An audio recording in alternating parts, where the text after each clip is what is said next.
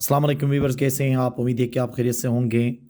हम उर्दू ज़बान में अक्सर ऐसे जुमले इस्तेमाल करते हैं जैसे कि सारा खेल पैसों का है, सारा खेल शोहरत का है, यहाँ सारा खेल सियासत का है। ऐसे ही जुमले हम अक्सर अपनी रोज़मर्रा ज़िंदगी में इस्तेमाल करते हैं उर्दू में। जब हम इंग्लिश में इसको ट्रांसलेट कर रहे होते हैं तो वो कौन सा स्ट्रक्चर हम इस्तेमाल करते हैं, वो आज के इस लेक्चर में तफसीलन डिस्कस कर लेंगे। तो आइए लेक्चर शुरू कर लेते हैं। देखिए, इट्स ऑल अबाउट इस चीज़ के लिए इस्तेमाल होता है। सारा खेल कहने के लिए क्या करते हैं हम? इट्स ऑल अबाउट का इस्तेमाल कर लेते हैं। इसका जो स्ट्रक्चर होगा वो इस तरह होगा।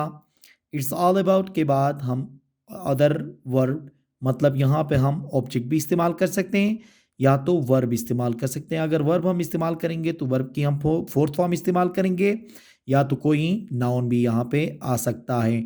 मतलब इट्स ऑल अबाउट के बाद हम नाउन या कोई भी वर्ड इस्तेमाल कर सकते हैं। अगर हम वर्ब इस्तेमाल करें तो वर्ब की कौन सी फॉर्म इस्तेमाल करेंगे? फोर्थ फॉर्म का इस्तेमाल करेंगे। अब मुख्तलिफ एग्जाम्पल से हम इसको समझ लेते हैं। जैसे कि देखें, सारा खेल पैसों का है। सारा खेल पैसों का है तो क्या होगा? देखें, it's all about money. It's all about money. सारा खेल शोहरत का है। सारा खेल शोहरत का है। It's all about popularity. It's all about popularity. यहाँ सारा खेल सियासत का है। यहाँ सारा खेल सियासत का है। Here it's all about politics. Here it's all about politics. यहाँ सारा खेल किस्मत का है। यहाँ सारा खेल किस्मत का है। Here it's all about luck. Here it's all about luck. सारा खेल अंग्रेजी सीखने का है।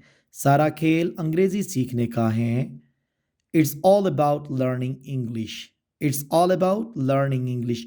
जैसे कि मैंने कहा था कि अगर इट्स ऑल अबाउट के बाद वर्ब जब हम इस्तेमाल करेंगे तो वो किस फॉर्म में इस्तेमाल करेंगे?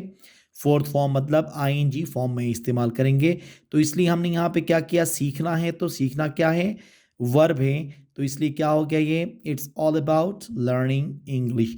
तो ऐसे जुमले जिसमें ये सारा खेल का लफ्ज़ आ जाए तो उसकी जगह में हम क्या इस्तेमाल कर सकते हैं? अंग्रेज़ी में इट्स ऑल अबाउट इस्तेमाल करके उसको हम आसानी से ट्रांसलेट कर सकते हैं। उम्मीद है कि आज का ये लेक्चर आपको पसंद आया होगा। Thank you very much.